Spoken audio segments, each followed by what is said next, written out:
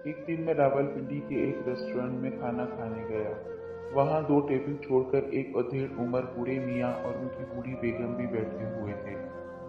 इसी दौरान एक निहायत ही डिसेंट और खुश शक्ल भाई साहब होटल में दाखिल हुए और वॉश बेसिन पर हाथ धोकर कुछ फासले पर उनके बराबर वाली टेबल पर बैठ गए। चूंकि हमने अपने खाने का ऑर्डर पहले ही दे दिया था, तो इसलिए हम खाने का इंतजार कर रहे थे कि अचानक उस साहब के मोबाइल फोन की बेल बजी, जिसके बाद वो कदरे ऊंची आवाज में मोबाइल पर किसी से बात करने लगे। उनकी बात करने के अंदाज से लग रहा था कि उनको अल्लाह ने कोई बहुत बड़ी खुशी से नवाजा था।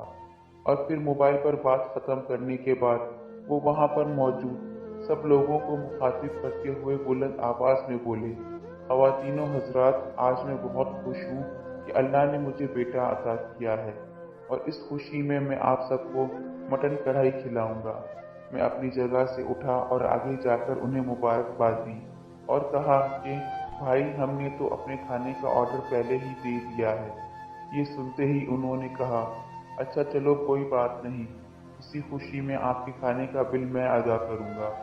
और फिर उन्होंने वहां पर मौजूद बाकी सब लोगों बशमूल उन बूढ़े मियाँ जी और उनकी बुढ़िया के लिए मटन कढ़ाई का ऑर्डर किया और सबका बिल अदा करके अपना खाना खा के खुशी खुशी चले गए। चंद दिनों के बाद मैं अपने दोस्तों के हमरा एक पार्क गया, तो क्या देखा कि वही साहब वहां पर एक 5 साल के बच्चे के हमरा टिकट के लिए लाइन में खड़े थे। मैं अपने दोस्तों से नजर बचाकर उनके पास पहुंचा। जो ही उन्होंने मुझे देखा, देखते ही मुझे पहचान गए और मुस्कुराने लगे। मेरी बात सुनकर उन्होंने कहा, भाई छोड़ो इस बात को, ये बड़ी अजीब कहानी है, फिर किसी दिन मिलोगे तो बताऊंगा। जब उन्होंने ये कहा तो मेरा तजस्सुस और भी बढ़ गया और मैंने इसरार किया कि वो मुझे ये अजीब कहानी अभी बताएं। आखिर मेरे बहुत इसरार पर उन्होंने जो बात बताई, उसके बाद मैं अपने आप को बहुत छोटा समझने लगा और उनका मुकाम मेरी नज़रों में कदरे बुलंद हो गया।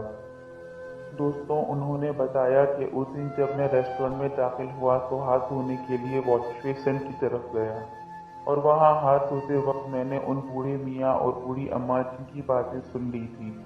बूढ़ी अम्मा कह रही थी, आज मेरा मटन कढ़ाई खाने को दिल कर रहा है। तो इस पर बूढ़े मियाँ ने बहुत अफसरदा लहजे में कहा कि मेरे पास पूरे महीने के लिए सिर्फ 2000 रुपये हैं। अगर कढ़ाई खाएंगे तो पूरे महीने का गुजारा कैसे होगा।